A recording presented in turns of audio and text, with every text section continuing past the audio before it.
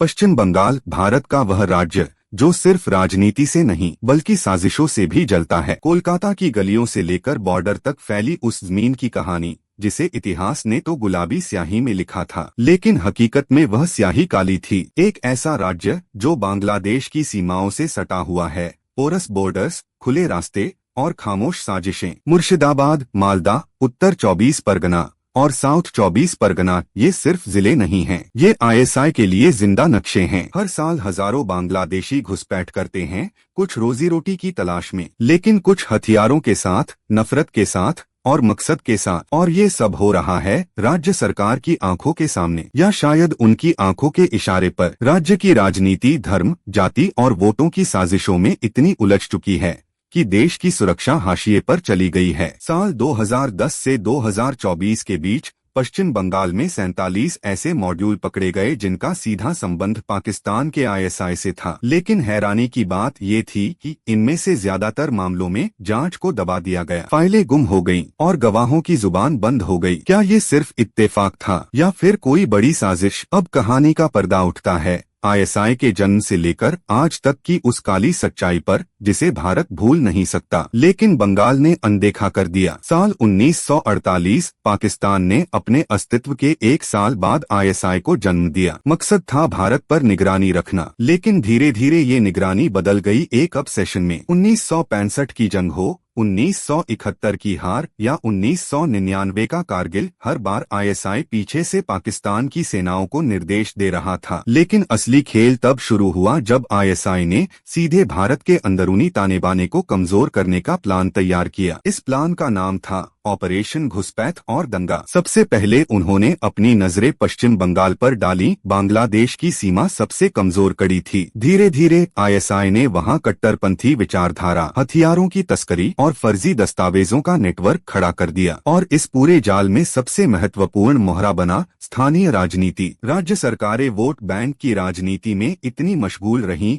कि उन्हें बॉर्डर की आग दिखी ही नहीं या दिखने नहीं दी गई। पश्चिम बंगाल में बॉर्डर के आसपास छोटे छोटे मदरसे, एनजीओ और व्यापारिक प्रतिष्ठान खड़े हो गए, कुछ असली कुछ नकली। इन संस्थाओं के जरिए आईएसआई ने युवाओं तक अपनी पहुंच बना ली। शिक्षा की आड़ में जहर घोलना शुरू हुआ। दिल्ली और लखनऊ में जब हम आतंक की खबरें सुनते थे, उसकी जड़ें अक्सर पश्चिम बंगाल से जुड़ती थीं। एनआईए और आईबी ने बार बार चेतावनी दी, लेकिन हर बार फाइलें सिर्फ धूल फांकती रहीं। साल 2014 में जब एक लोकसभा सदस्य ने संसद में सवाल उठाया कि क्या बंगाल आतंक की नई प्रयोगशाला बन रहा है, तो सत्ता में बैठे लोग हंस दिए। लेकिन अब वो हंसी खामोशी में बदल चुकी है, क्योंकि अब आईएसआई सिर्फ सीमा पार से नहीं, भीतर से वार कर रहा है। पश्चिम बंगाल अब एक चुनावी रणभूमि नहीं, बल्कि एक खामोश युद्ध क्षेत्र है, जहां दुश्मन सामने नहीं अंदर है। साल 2023 में केंद्र सरकार ने वक्फ बोर्ड में संशोधन कानून लाने का ऐलान किया। कानून सीधा था, किसी भी जमीन पर जो वक्फ घोषित है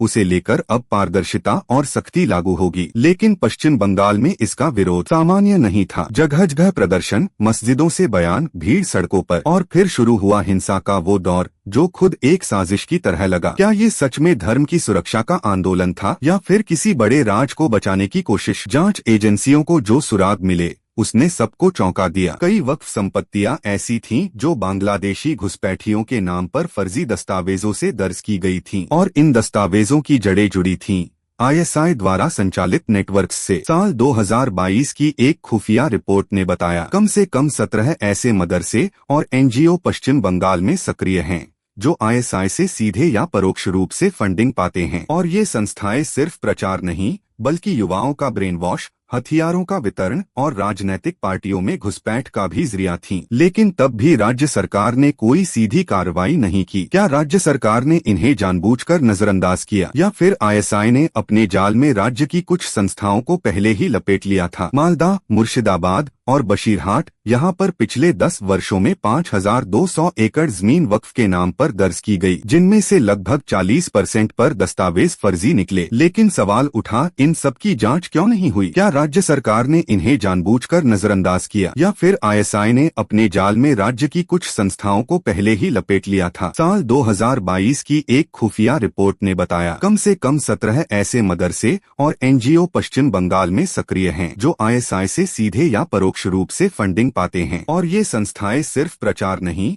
बल्कि युवाओं का ब्रेन वॉश, हथियारों का वितरण और राजनीतिक पार्टियों में घुसपैठ का भी जरिया थी। लेकिन तब भी राज्य सरकार ने कोई सीधी कार्रवाई नहीं की। क्यों? क्या राज्य सरकार ने इन्हें जानबूझकर नजरअंदाज किया? पश्चिम बंगाल सरकार अनजाने में शामिल या जानबूझकर चुप? मालदा, मुर्शिदाबाद और बशीरहाट यहाँ पर पिछले 10 वर्षों में 5200 एकड़ जमीन वक्फ के नाम पर दर्ज की गई, जिनमें से लगभग 40% पर दस्तावेज फर्जी निकले। लेकिन सवाल उठा, इन सब की जांच क्यों नहीं हुई? क्या राज्य सरकार ने इन्हें जानबूझकर नजरअंदाज किया या फिर आईएसआई ने अपने जाल में राज्य की कुछ संस्थाओं को पहले ही लपेट लिया था? साल 2022 की एक खुफिया रिपोर्ट ने बताया कम से कम 17 ऐसे मदरसे और एनजीओ पश्चिम बंगाल में सक्रिय हैं जो आईएसआई से सीधे या परोक्ष रूप से फंडिंग पाते हैं। और ये संस्थाएं सिर्फ प्रचार नहीं बल्कि युवाओं का ब्रेन वॉश, हथियारों का वितरण और राजनीतिक पार्टियों में घुसपैठ का भी जरिया थी। लेकिन तब भी राज्य सरकार ने कोई सीधी कार्रवाई नहीं की। क्या राज्य सरकार ने इन्हें जानबूझकर नजरअंदाज किया या फिर आईएसआई ने अपने जाल में राज्य की कुछ संस्थाओं को पहले ही लपेट लिया था? मुर्शिदाबाद से लाहौर तक एक इनविजिबल टनल। मुर्शिदाबाद की एक मस्जिद में जब एनआईए ने छापा मारा तो वहां मिले पाकिस्तानी सिम कार्ड से ड्रोन की तस्वीरें, नकली आधार कार्ड और दिल्ली, मुंबई और कोलकाता के सेंसिटिव इलाकों के नक्शे। इस एक छापे ने दिखाया कि आईएसआई का जाल सिर्फ सीमाओं तक सीमित नहीं था बल्कि वो कोलकाता के अंदर तक फैल चुका था। और फिर आया साल 2024 का सबसे बड़ा खुलासा। एक अरेस्ट हुआ, नाम था ताहिर अली, एक स्थानीय पंचायत सदस्य। जांच में पता चला ताहिर आईएसआई का एजेंट था और वह बांग्लादेश से आए 132 संदिग्धों को राज्य के दस्तावेज दिलवा चुका था। और सबसे चौंकाने वाली बात, ताहिर को एक क्षेत्रीय मंत्री की सिफारिश पर पंचायत में टिकट मिला था। राजनीति, धर्म और आईएसआई एक खतरनाक त्रिकोण। आईएसआई का सबसे बड़ा हथियार है धार्मिक भावनाओं का दोहन और बंगाल की राजनीति ने इसे एक सुनहरा अवसर बना दिया। जब भी केंद्र सरकार सुरक्षा बढ़ाने की बात करती है तो उसे धार्मिक स्वतंत्रता पर हमला कहा जाता है और इस नैरेटिव का फायदा उठाती है आईएसआई, अंदर घुसने के लिए, दिमाग बदलने के लिए और देश को कमजोर करने के लिए।